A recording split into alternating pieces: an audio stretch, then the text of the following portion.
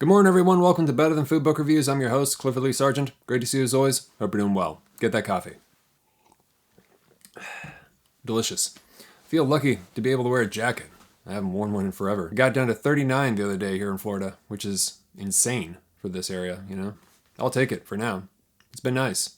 I'm enjoying it. Let's see if I can stay monetized with this one. Today is The Magician by the American author Christopher Zeischegg, published in 2020. This book was sent to me for free for review by Lydia at Vera PR. Thank you very much. This is the newer Apocalypse Party edition published in 2024. And upon my request, the author Chris himself sent me the original edition published by Amphetamine Sulfate as well. Thank you very much, Chris. Really appreciate it. That is a very black metal cover. I approve. Christopher Zeischegg spent 8 years in the adult film industry under the moniker Danny Wilde and has written about his experience, which sounds rough. Harrowing, you know, dark. He wrote a memoir entitled Body to Job, which I haven't read yet, but it looks compelling. And I'm pretty sure that's a Swans reference. The first time I heard of Christopher Zeischegg, I was like, yo, is that the blonde dude from the Canyons? Sorry, Chris. You're sick to death of that, I'm sure. Hey, it was a Paul Schrader film written by Bret Easton Ellis. It is, you know. This novel, The Magician, is a fictional memoir in the form of an occult horror story filled with black magical realism.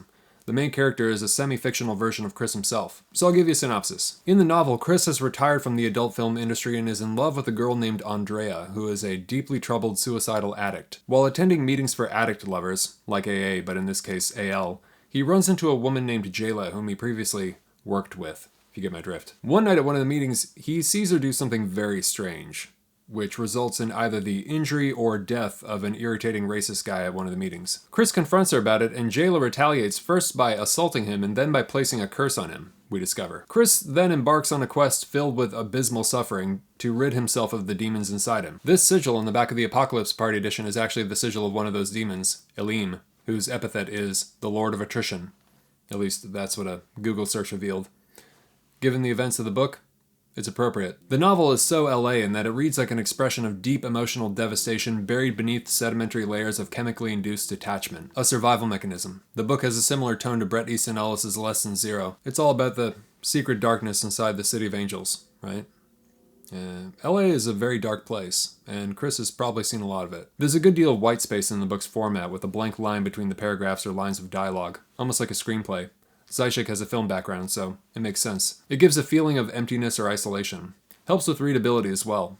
Cormac McCarthy did something similar in The Road. It's called The Magician because Chris discovers that magic, with a K, is real, and there are strange people in California who use it. Last I recall, there was a whole subculture in LA of black-banged, crystal-loving witches, so who knows?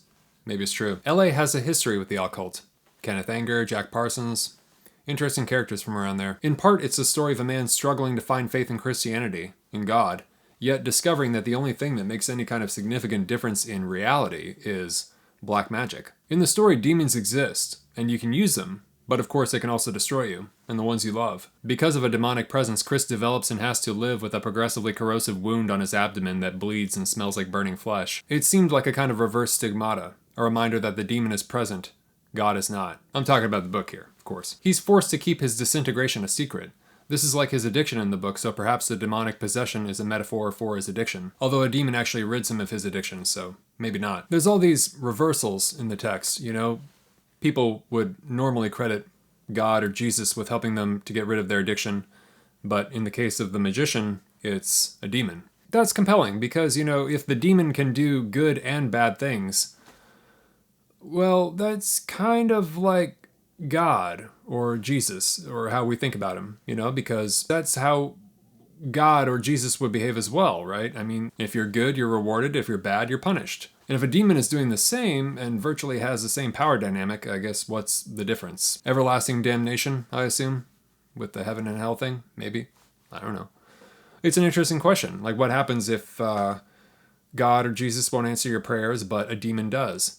And they're kind of awful to deal with, but sometimes you can utilize them to help you. I suppose we're talking about the long-term pros cons, right? Could very well be short-term thinking if the whole heaven-hell dichotomy actually exists, because then, you know, heaven or eternal damnation. Chris himself becomes a curse upon his mother, a Christian, who becomes extremely sick for no discernible reason, so his goal is to save her. Perhaps the demon is a metaphor for the prawn industry.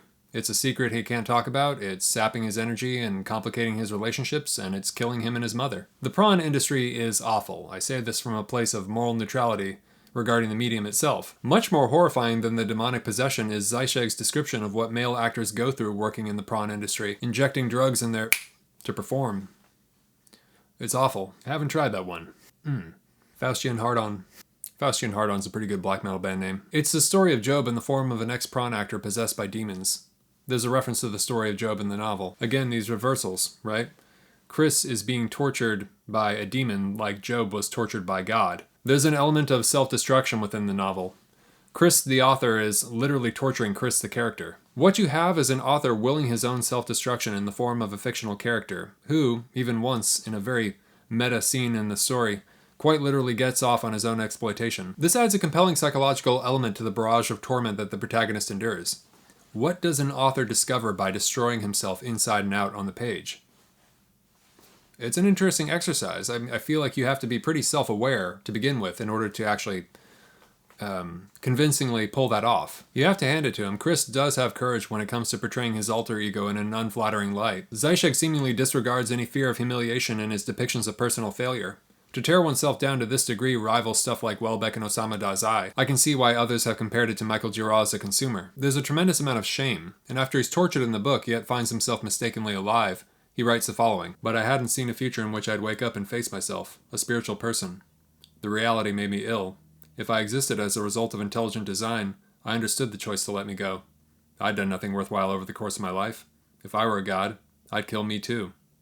It's also about aging and dissatisfaction with what one has become or achieved or hasn't achieved. But while tormented, Chris, the character, doesn't really want to destroy himself. He wants to fix himself. It's a quarter-life crisis horror story about failure and the desire for empowerment, to rid oneself of one's demons, right? But there does seem to be a strong element of masochism. It's interesting that, it's scarier to go broke in America, like in the book, than it is to be possessed by demons. The parts where he's destitute are more frightening than the demonic possession. While there are interesting elements in the novel, I do think it has some problems. It was compelling as a dark story up until the demonology was introduced. That was a stretch for me. It felt like it happened very fast with no setup. Or perhaps not enough, at least, for me. I need more foreplay. It's like, demons? Fuck bro, we're in it now. Shit. Demons. For me, the novel lost its momentum. It just kind of sinks in misfortune and records of daily events which become monotonous. No offense if it's autobiographical. My life would be horrifically boring to read. It's just too long. I feel that it could have been improved by being chopped significantly. It starts to become almost satirical because he's cursed, like Job, so terrible shit just keeps happening to him. And it starts to drag. The story meanders for a while as Chris is trapped with Jayla, who is one of the coldest female characters I've encountered. She requires blood for spells. She's like a burnt-out vampire. Genuinely savage, but also her cruelty never really seems to be fully explained. At least her animosity for Chris. Chris, who is almost perpetually defeated, isn't even able to properly take his revenge on his enemy, who tortured him. And there's no real resolution for the relationship between Chris and Andrea. A lot of questions there. Not in a good way, but in a missed opportunity way, in my opinion. And there's a prolonged scavenger hunt for ingredients to ritualistically rid himself of his demonic possession. I just felt like the novel ran out of steam. It lost the dread. When he's getting tortured, you're like, whoa, okay, this book's going to be really fucked up. But no, actually, after the torture, that's about it. I did, however, enjoy the ending. After things calm down and the situation improves, Chris finds himself at a crossroads. He can continue living a normal life, or he could learn to summon demons. If you knew demons were real, what would you do? Chaos or stability? It's interesting because the character Jayla shows that it's a fairly miserable existence, summoning demons to do your bidding. It's kind of banal, becomes routine like everything else. Except you're fucking evil, so. The book is much more melancholic than it is frightening. It gives off a feeling of dissonant aimlessness, a kind of deadened feeling of being lost, Which is not at all inappropriate for these times. Whether or not it's true, coming to the realization that there is no higher power with your best interest in mind is terrifying. It's hard to get that across unless one has felt it. In a way, that's the scariest thing in the book. I actually woke up from a dream this morning that was saturated in that feeling of being without a higher power. There's no safety net. Because you can read the words in the book, but until you actually feel it, it's really heavy. You feel different ways on different days, right? Sometimes it's liberating. Sometimes it's terrifying. You can see why, if in fact there is no God, who knows? You can see the need for him or her, right? You can. So I think the book did that for me. It must have planted the seed. And that was intense. So I will say it succeeded on that level. So well done, Chris. Well done there. That was awful. Ultimately, Chris relies on a kind of dark pragmatism. The only thing that makes a tangible difference in his life appears to be black magic. That was a compelling part of the story. God doesn't save his mother. Lucifer does. There are a few black metal references, which I always appreciate. The ending with the mysterious character Jared Thacker was a highlight. Cursed found objects and paganism, themes I've been discussing lately. Chris mentions the Luciferian Michael W. Ford, who I haven't heard about since I was like 16. I knew a black metal guy who was into his stuff. I actually once went to the Luciferian church Ford started in Texas. It was closed, but I just went because it was humorous. I think I saw a black Christmas tree in the window. Yeah. It's such a shtick, isn't it? I didn't know it was started by Ford until I started researching for this review. I remember there was a barbecue place nearby that was fantastic. I think it was called Corkscrew Barbecue. So if you're ever in Spring, Texas, Corkscrew Barbecue, check it out, for sure. Better than food-ish. 3 out of 5 coffees. If you're looking for a violent, bleak, modern horror novel with occult themes, look no further. I don't think it's a great novel, but it is a somber depiction of the weirdest, tortured quarter-life crisis imaginable. I do admire Zeischegg's courage and ambition, but I feel that the novel could have been shorter and more focused. So who should read it? If you like Dennis Cooper, Bret Easton Ellis, and the book No Longer Human by Osamu Dazai, check it out, for sure. That's all I got. If you'd like to support the show, the link for my Patreon is below, and thank you very much to all my patrons. I could not do this without you, and I sincerely appreciate it, eternally. Thank you. Please subscribe if you have not already, and hit the thumbs up if you enjoyed this, and always remember, die reading. All right. Great to see you as always. Thanks for watching. Take care of yourselves. Have a good one. Talk to you soon. Ciao.